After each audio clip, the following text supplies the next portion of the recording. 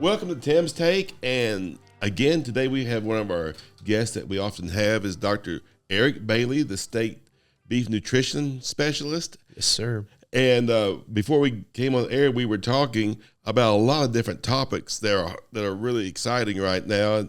But we're going to talk about we're in late October now. We've had a drought.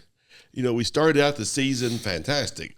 The spring was good. We got lots of good pasture growth. We made a lot of hay, and then the water turned off about end of July and August, and we did not get our pastures to stockpile like we normally thought we could. And that's become more of a every year occurrence, hasn't it? It has, yeah. Thanks for having me on again, Tim. It's always good to be here with you. You know, we had 9 inches of precip in June. We had 11 inches of precip in May. We had about 9.5 inches in April. I mean, we just set up for an outstanding spring. And, you know, after having some drought issues in 22 and 23, and hay supplies were pretty low, grass hay, a lot of folks baled every bar ditch and hay field and turn row that they possibly could. Put a lot of hay away this summer. Pretty poor quality, unfortunately, because it was difficult to get in the field timely. So, you know, I'm seeing a lot of hay analyses so far this fall. Pretty low energy hay, low 50s TDN, some even in the high 40s. Again, oh my goodness, forage quality is determined not by crude protein concentration, but instead by the energy content, at least for us here in Missouri with tall fescue. And so we made a lot of hay, but you're absolutely right. It seemed like the tap shut off sometime in the latter part of July, and you know, right about the time people would have been putting urea down for fall stockpile. And you know, there's a lot of pastures. I've been driving the state a fair bit here recently with field day season and all those things going on, and there's a lot of green pastures, but you know, there's 3, 4, 5 inches of growth out there. There's not much. It's short. It looks good, but it's short. And you know, I've said this off air, and I mean it because I've been saying it to some people here recently.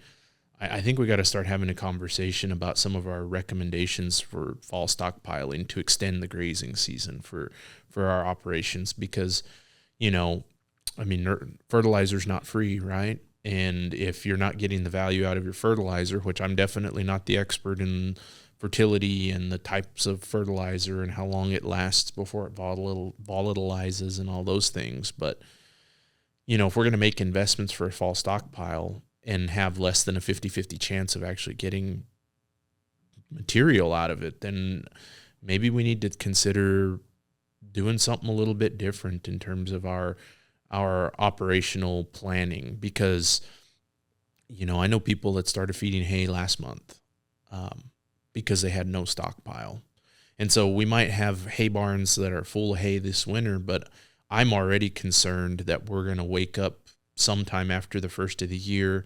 Farmer's going to empty a barn of hay out, go and count the other amount of hay he's got left, recognize that he's not going to make it till the 1st of April or whenever he generally turns cattle out. And I think there's going to be some strengthening of the hay market because there'll be demand, people realizing that even though they built a good amount of hay inventory to feed, they started feeding it early. And with a long hay feeding season that, you know, tend to run short before turnout the next spring. So, and if it's poor quality, you probably wind up feeding more just for them to get there. Absolutely, what they need. Yeah. And even when we get into some of this 50 TDN, and when I say TDN, I'm talking about total digestible nutrients. That's an analysis, or that's a calculation done based on laboratory analyses. That's our best estimate of energy.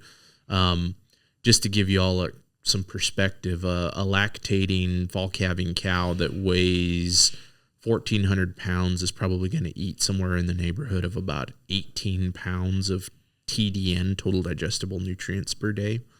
Whereas a pregnant spring calving cow, so be like a second gestation or second trimester gestation, she's going to be somewhere in the neighborhood of 13 pounds of TDN per day to meet her maintenance energy requirements. So at those levels, she's neither gaining nor losing weight. But we can run into situations where, especially with 50 TDN hay, their bellies fill up before they can eat that 13 or 18 pounds of hay. And so we run into a point where concentration is so low that then they'll never meet their needs with hay alone, and so they'll lose weight over the course of the winter feeding season. And so that's when we then got to come back with some energy supplement to balance that ration, if you will. So you get that, like, if I wanted to lose weight, I want to eat something that fills me up but doesn't have the calories in it. Absolutely. Or the energy. So yep. So same thing that we put them on a diet. Yeah, we unintentionally put a lot of beef cattle on a diet every winter, and we don't have to have a set of scales to know that, right? So we've got this body condition scoring system that's been around for 40 plus years, right? So we score cows on a 1 to 9 scale, 1 being, emaciated, severely emaciated, 9 being town dog fat, right? So, you can't see the tail head because there's fat deposits there. They've got a flat back. You can't see any ribs. Their brisket is engorged, right?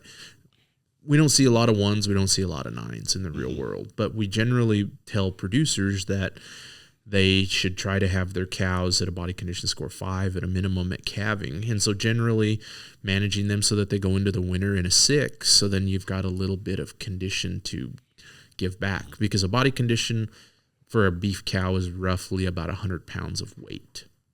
So it's both fat and lean tissue and muscle that they would be losing.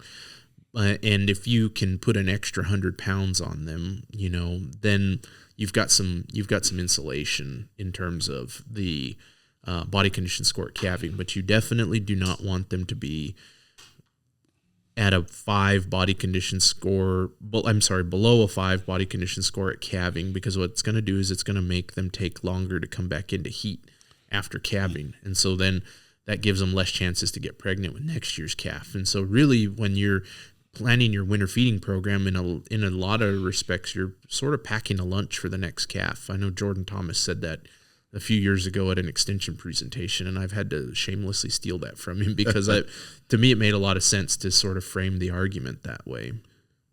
You said that you drive around our pastures are nice and green because we've had some rain, but that rain came late September, early October, when days are getting so short. We're not getting much growth now, and you said 3 inches is a rule of thumb about 300 pounds of forage per inch. Yeah, so there's some good rules of thumb out there. And so if you would imagine a pasture that was relatively flat and that didn't have a lot of brush or weeds or anything in it, if it was tall fescue, a good healthy stand, it's generally going to be about 300 to 400 pounds of dry matter, of dry forage per inch of grass across an acre. So an acre inch. Mm-hmm. So an acre inch is worth 300 to 400 pounds of feed. And we generally don't want cattle to be on pastures where they have access to less than 1,000 pounds of feed, which would be roughly 3.5 inches.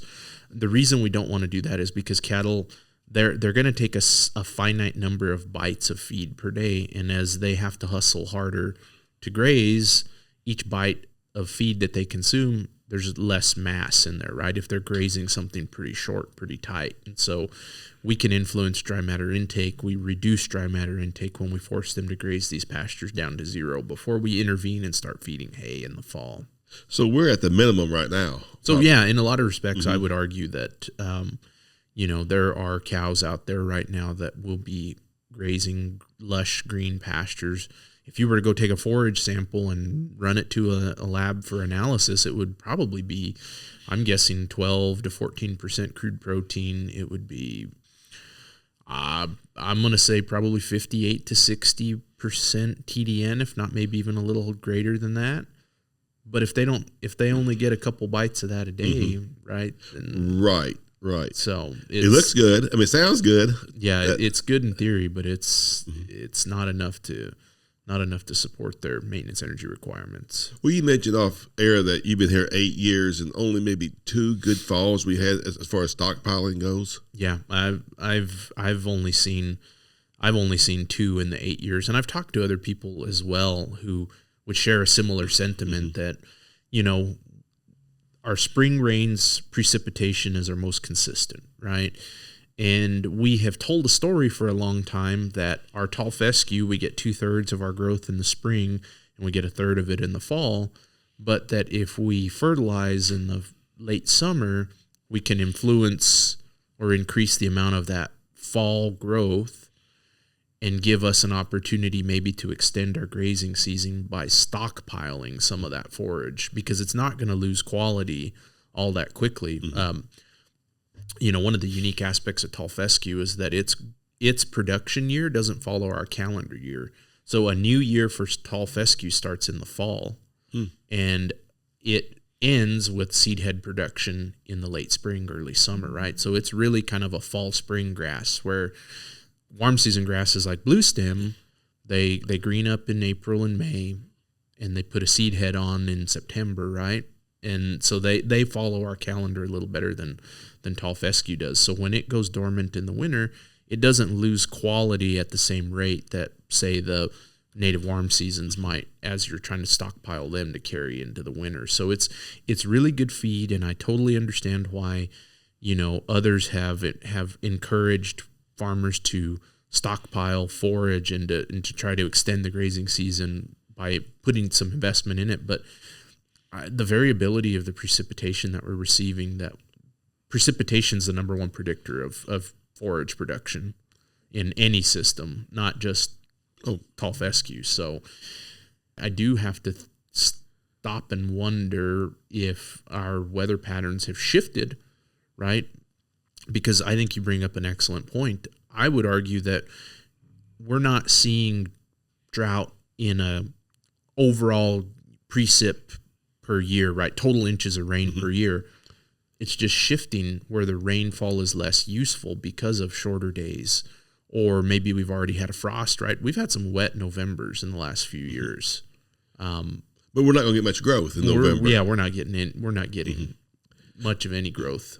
I know cover crops have been cited as a crop that we could graze in the winter and such. But we're in the same situation. We got to get them up and growing.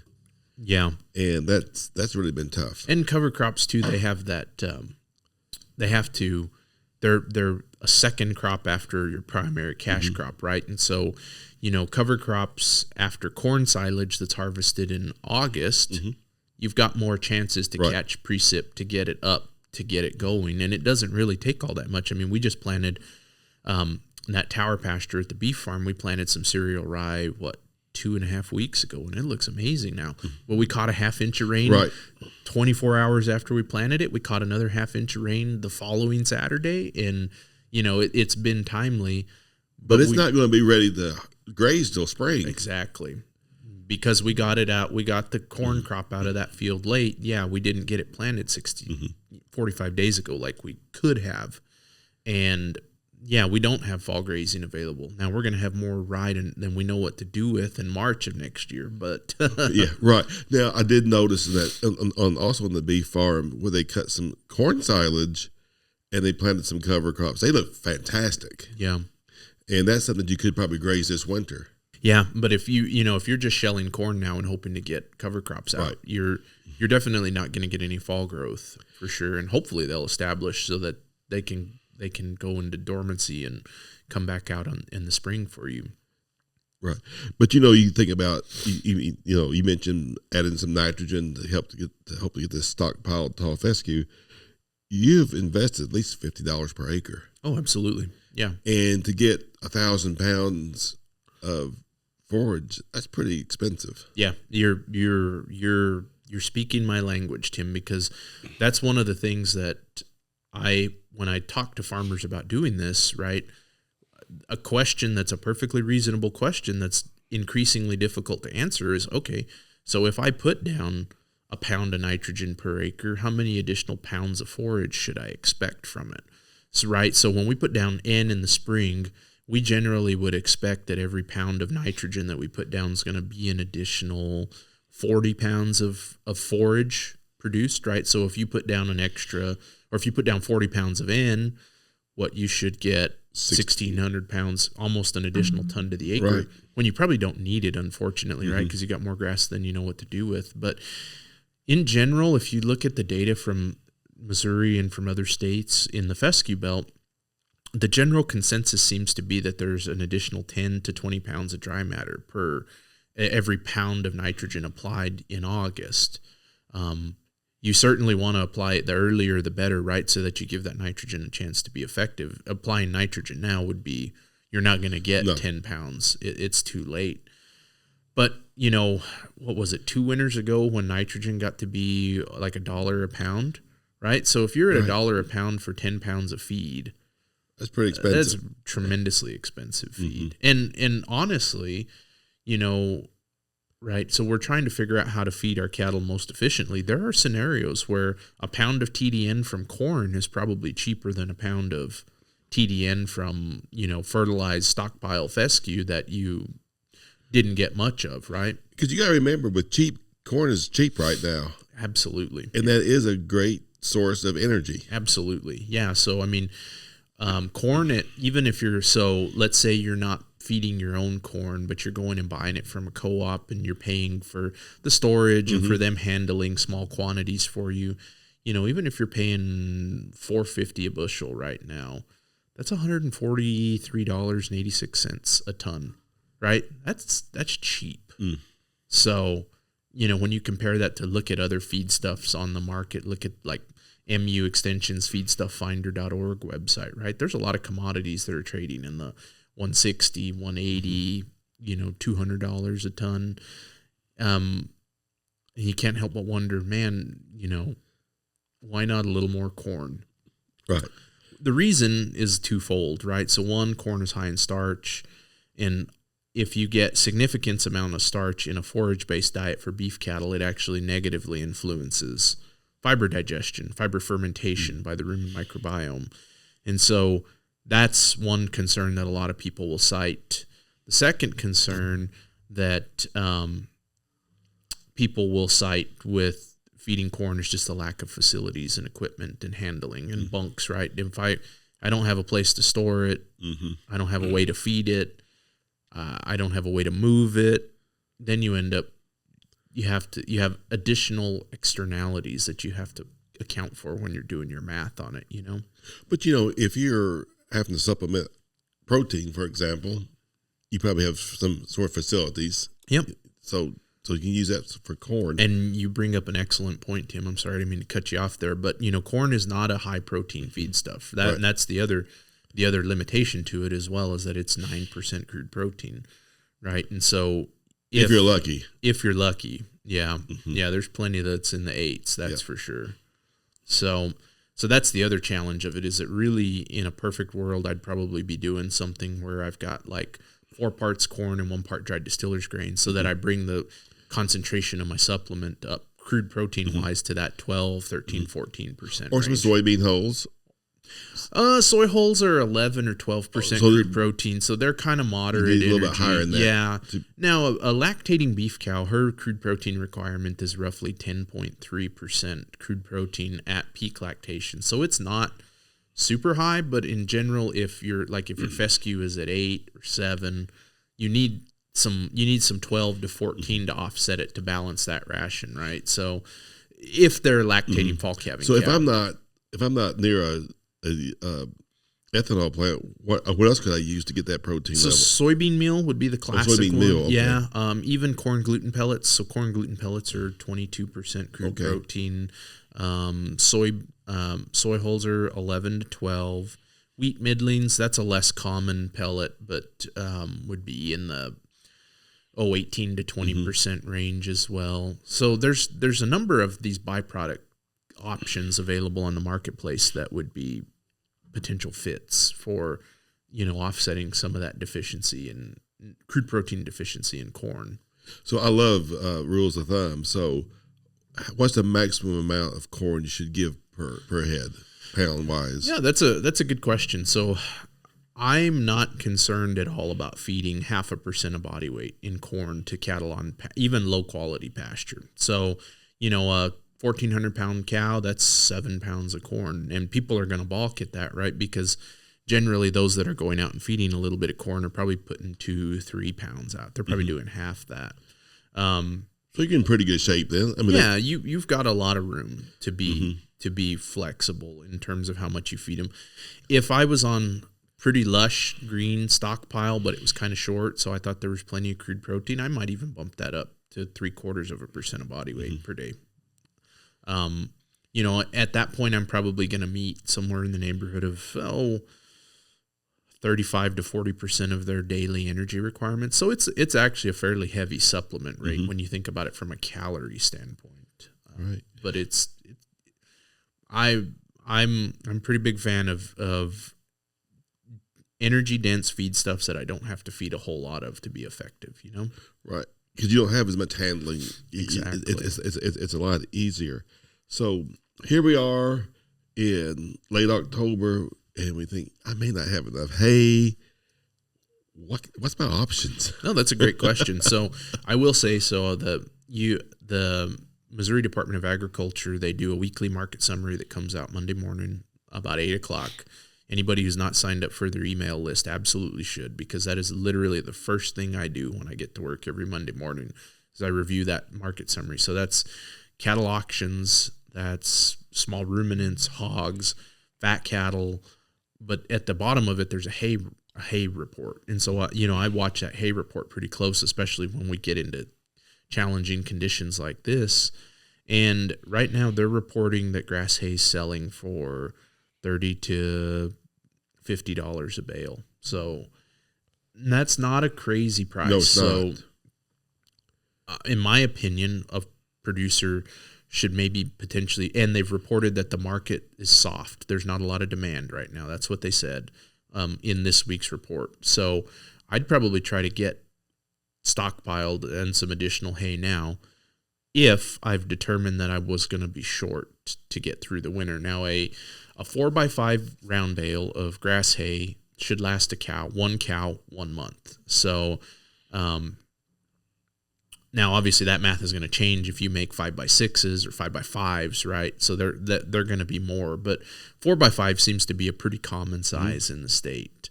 That's going to be roughly, so long as it's not super loose, right? So as long as the bale's got some rigidity to it, that's probably going to be in the 900 pounds of feed per bale. That should be enough to cover a cow for a month. And so, how many cows do you have? How many bales do you have left? And how long is your current inventory going to get you to? You probably ought to have an extra 30 to 60 days. If I was planning for now, I personally would carry enough, and I was already feeding hay, I'd carry enough hay to get into May. So if you're right now, late October into November, you're still grazing on the shorter grass, should you go ahead and give them some hay? Yes, I absolutely would. I think that's one of the places where they can't eat enough, can they? A lot of producers miss in this state. I think a large portion of our body condition score losses occur because we're late acting in letting them graze these pastures to zero, and then we intervene with hay. I would rather see us intervene a little quicker and try to keep them from going hungry for a couple weeks before we start putting some hay out, right? Just because it's green doesn't mean there's enough of it out there to make it. Well, I know what I'm going to do this week because I'm in that boat too. Yeah. Well, it's green. Let them eat it. Unfortunately, there's a lot of people that are in it, and again, we're trying to pack the next calf a lunch, and so that's where we're trying to keep condition up. We're trying to make sure that these cows cycle quickly after calving and that they get bred for next year's calving.